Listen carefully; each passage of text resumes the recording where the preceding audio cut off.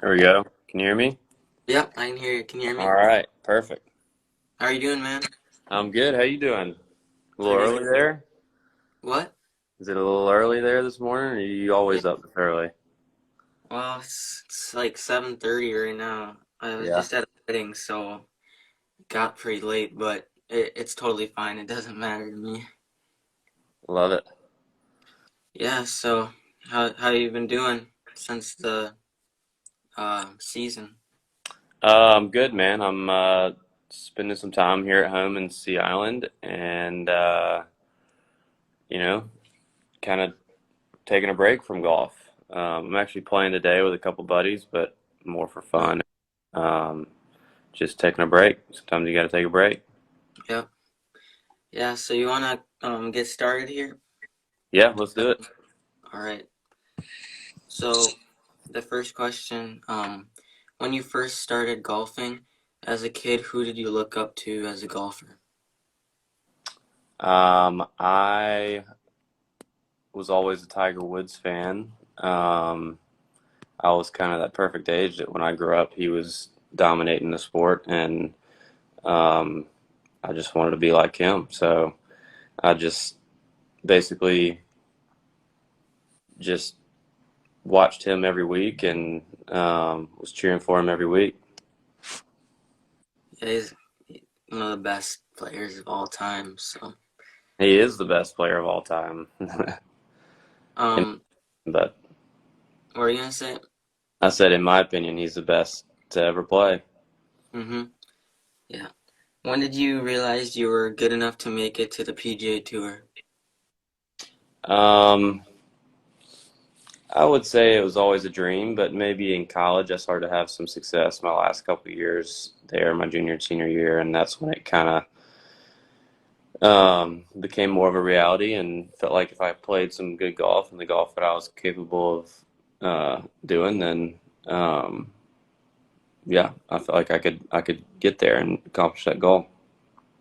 Yeah, and it's still hard to even keep where you're at because it's not like you stay there once you're on the tour.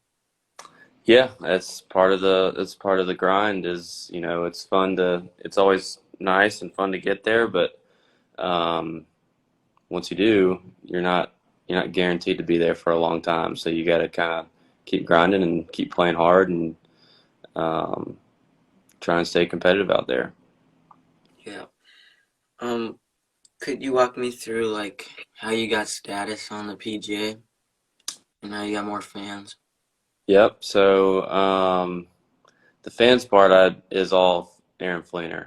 Everybody's big Aaron Fleener fans, and so I just kind of benefit from that as just by standing next to him. But getting status, I um, played on the Monday qualified into a Corn Ferry Tour event, finished top 25, which got me into the next week, and finished third there, which got me status the rest of the year out there on the Corn Ferry Tour. This is all back in 2016, and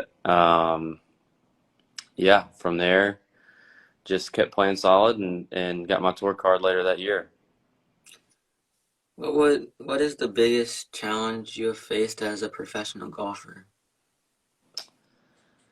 The biggest challenge I would say is kind of sticking to your own game. Once you get to such a high level of golf, there's so many good players, and everybody has a different way of kind of playing the game. Some guys hit a long ways, and some guys putt it really good. Some guys hit their irons really good, and it's really easy to start comparing yourself to some of those guys and wanting to emulate your game to kind of their games instead of sticking to what got you out here. And yeah, I'd say that's probably the biggest struggle I have is watching the Rory McIlroys and Dustin Johnsons of the world hitting driver 330 yards and how well they hit the ball and wanting to do that myself instead of sticking to my game, which is more kind of rolling it really well and giving myself a bunch of chances. How do you stay motivated and persevere through a tough round or hole?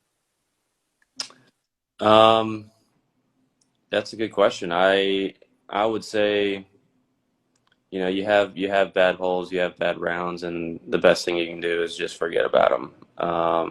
You can kind of go back to the drawing board and figure out how you're gonna do better the next time that rolls around, and figure out how you can play better. But honestly, the best thing you can do is forget about it and try and go on to the next, not let it affect the next shot, and just go to the next one and do the best you can.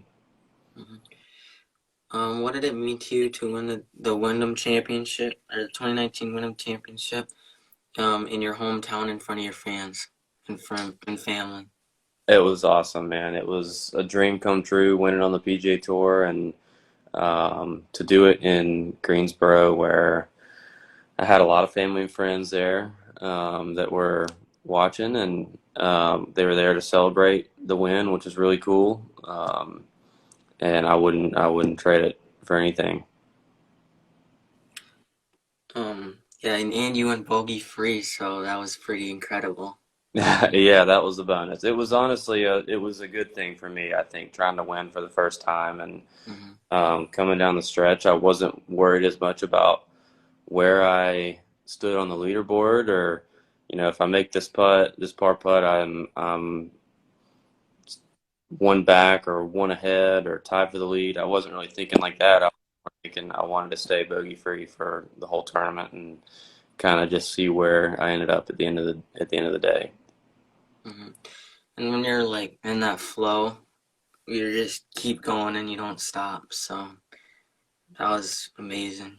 Exactly. Yeah, you're in the zone. So Mhm. What advice would you give young golfers who maybe want to compete on the tour or try to go D1 in college? I would say, have fun with it. I think, if you're having fun out there and you enjoy and just enjoy the process of practicing and getting better. I would say, like going out on weekends with your buddies, or if you're going to the driving range, even if it's by yourself, just fall in love with the process of getting better, and just knowing that it may take a little while.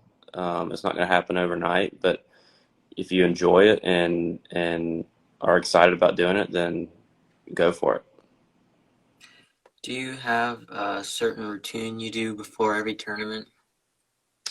I have a little bit of a tournament routine, kind of the days leading up um, to the tournament rounds. Just a lot of it's kind of just preparation for the tournament, getting to know the golf course, and um, yeah, you're just trying to get a feel for the golf course. And I have some putting drills that I do, and usually like to play at least 18 holes um, on that course before we start, and it kind of varies a little bit week to week, but I do a lot of the same putting drills and kind of games on the range and stuff like that.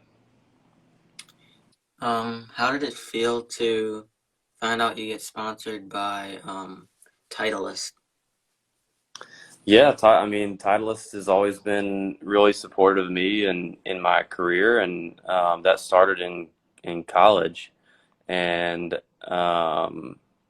they took good care of me with clubs and balls, hats, little things that were so cool as a college kid, and I'm proud to have them as a partner in my professional career, and I hope it's something that lasts my whole career. I mean, I think they have the best equipment through the bag, and so it's just a bonus that they're wanting to partner up with me.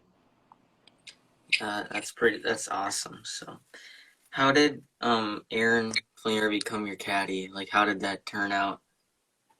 So Aaron and I met when I got on the Corn Ferry Tour in 2016. He was caddying for a friend of ours, Kent Bull, and he caddied for him that season. And I think after then he started caddying for Steven Yeager, another really good friend of mine.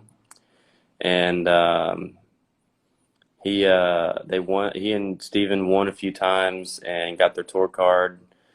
And I think they played about half of a season on the PGA Tour before they decided to split ways. And um, Aaron and I had become really good friends throughout that whole time period, playing a lot of practice rounds with Steven Yeager, and we just got to know each other. And so when I found out that they split up, I felt like it was a good fit and went for it. So I'm glad we did it, and I'm sure it'll be a long lasting relationship. He says it's the longest relationship he's ever had. So Oh, hopefully, wow. hopefully we keep it going. Yeah, hopefully, yeah. Um, how hard is it to always set a good example for your fans and your sponsors off and on the course? It is that is part of what we do. You have a lot of eyes on you, but I got to give a lot of credit to the people I grew up with and my parents and grandparents, and they raised me to always kind of you know set a good example for kids or family or friends or whoever it is, and I got to give them a lot of credit because it for me it doesn't feel like it's a thought process or something that I'm constantly thinking about. I'm just trying to be myself and try and be a good person to a lot of people and just appreciate all the support that I get from everybody. Yeah. So for this question, my dad wanted to ask you about this. Okay. Um, so what do you think about the PGA potentially banning green books? Um, that's a good question. I think I like it. Um, I think part of the game of golf is being able to read greens. Putting is obviously a big part of the game, and a big part of putting is reading those greens, and Mhm. um, I think it is a certain skill. And personally, I don't use them a whole lot. Aaron and I will get them every once in a while, and we'll use them more for shots into the greens. But I don't use them to read the greens when I'm putting. And selfishly, I think I could benefit a lot from those things being banned. I think it would give me a little bit more of an edge from a putting standpoint, which is great. But I think, you know, diving deeper into that, I think it's more just, you know, the it's an art. It's part of the game, and I think I would like to see it get back to just trusting your eyes and your feels and your feet and doing your homework and practice rounds and stuff like that. Yeah, I agree. I think because golf takes long as well, so if they just read it by themselves and if it's on them if they make the mistake or trust themselves and go in, put it in. So, Yeah, but exactly. yeah, but what is your favorite club in the bag currently? Right now, it's the putter. It's always going to be the putter. Um, a lot of kids growing up, I think, love to spend time on the range, seeing how far they could hit a driver. And my grandfather always said, I never saw a putting green I didn't like. So, and I think that's still true today. I love getting on the putting green and just making a bunch of putts for 30 minutes, 45 minutes, an hour. I could go forever. So, doing putting contests with your buddies, I think that's a lot of fun. And yeah, it's putter's always going to be the favorite club in the bag. I don't know. I saw this somewhere, but have you had the same putter for a long time? So I had a putter that I got.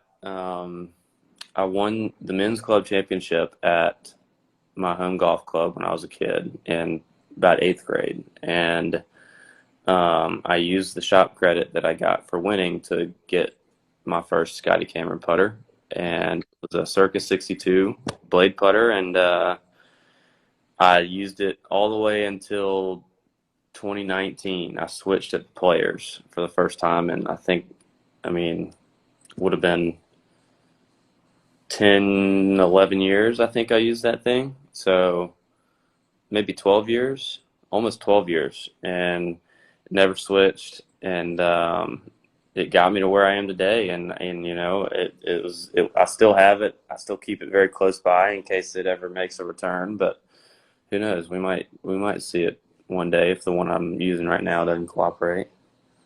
Yeah, maybe. And a lot of golfers on the tour like change their putters a lot Hmm. because they're not confident. But I think if you can stick to one, that's good. Yeah, I think, it's all about confidence and putting, and if you're switching a bunch, it makes it harder, I think, to have a whole lot of confidence in what you're holding. So we just have two more questions left, and then I'll let you go. All right, What is your favorite course you've played on? man. Um, that's a good question. I mean, playing Augusta National, playing in the Masters after my win is definitely up there. If I'm just going somewhere, my favorite place on a weekend is um, I love getting some games together down here at Ocean Forest and Sea Island. I love spending time at Diamond Creek in North Carolina. That's a hidden gem that's probably one of my favorite places in the world. So I'd say those three are up there. Um, Favorite course. That's a hard one to choose. Yeah. You've played on so many, so I bet you gotta go back and think of all the ones you've played on. Yes, I'm very lucky, very fortunate to have played a lot of good ones, but those three are the first ones that come to mind right now. Yeah. I only play on a couple when I play, so there's not much to pick from, but Well, we got to change that. We'll get you out on some good ones. Get you down yeah. here and we'll play one day. Alright. We'll see. Yeah, we'll see. We'll see. I just play on the one right now at Victory Links by Hmm. the 3M Open, at the TPC. Yeah. It's Hmm. just like a mile away, not even. So Yeah. that's where I think they were doing some pro-am stuff there when they had the 3M there. So, but Perfect. yeah. And then last one, who was the greatest golfer you have played with in a match or practice rounds? Just in a practice round. Uh, Or a match, it can be anything. Just anyone uh, you well, I've been paired with Tiger Woods in a tournament. That I would say he's definitely the best player I've ever played with in a tournament. But a match or a practice round, um, probably I've played with Jordan Spieth. He was nice enough to let me join him at Augusta and play a practice round, and he kind of helped me and Fleener a lot on kind of showing us places to hit it around Augusta, and just kind of basically taking us through each hole for 9 holes and showing us where some pins would be and kind of where to hit it, where to miss it, and it was really helpful, and it was something I'll remember for when I go back. And but yeah, that's what I can think of off the top of my head. Um, yeah, Yeah, that'd be awesome to play with Tiger Woods. How did yeah, it feel when you were like when you got told that you were gonna be on with Tiger Woods? man, I was excited. It was right after Aaron and I had won in Greensboro, and it was the very next week at Liberty National. We were playing in the first playoff event, and we just so happened to be right behind Tiger in the FedEx Cup standings. So we got paired together, and um, it was awesome. I mean, he was somebody that I wasn't sure if, I thought he'd be kind of quiet and keep to himself and